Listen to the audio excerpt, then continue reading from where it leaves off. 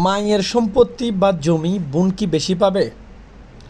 খুবই গুরুত্বপূর্ণ আজকের এই ভিডিওটি। আমি সবাইকে অনুরোধ করব সম্পূর্ণ ভিডিওটি দেখবেন এবং ভিডিওটি শেয়ার করবেন যাতে প্রত্যেকের কাছে নিউজগুলো পৌঁছায়। মূলত যখন পৈতৃক সম্পদ বা মায়ের সম্পদ ভাগ বণ্টন করা হয় তখন অবশ্যই মুসলিম সম্প্রদায়ের যারা আছে এরা কিন্তু মুসলিম ফারাইজের নীতি অনুসরণ করে থাকে। এই মুসলিম ফারাইজের নীতি অনুসারে কিন্তু আপনার পৈতৃক সম্পদ ভাগ বণ্টন করার ক্ষেত্রে 2:1 হারে সম্পদ বণ্টন করা হয়। মানে ভাই যা পাবে বোন তার অর্ধেক সম্পদের মালিক হবে, বা বোন যতটুকু পাবে ভাই তার দ্বিগুণ সম্পদের মালিক হবে। সেটা কিন্তু পৈতৃক সম্পদের বেলায়। যদি মায়ের সম্পদ বণ্টন করা হয় তখন কীভাবে বণ্টন করা হবে?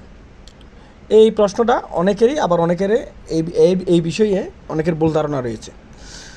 মূলত পৈতৃক সম্পদ হোক মায়ের সম্পদ হোক, যে কোনো সম্পদ যখন আপনি বণ্টন করবেন এই সম্পদ কিন্তু ভাই এবং বোন সেম হারে 2:1 হারে সম্পদের মালিক হবে। মায়ের সম্পদ বলে বোন বেশি পাবে এরকম কোনো কিন্তু আইন বা বিধান নাই।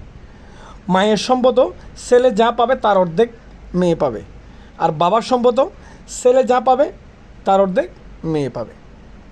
আশা করি আপনার বিষয়টা ক্লিয়ার হতে পারছেন। যদি না বুঝে থাকেন অবশ্যই কমেন্টে আমাকে জানাবেন। ধন্যবাদ।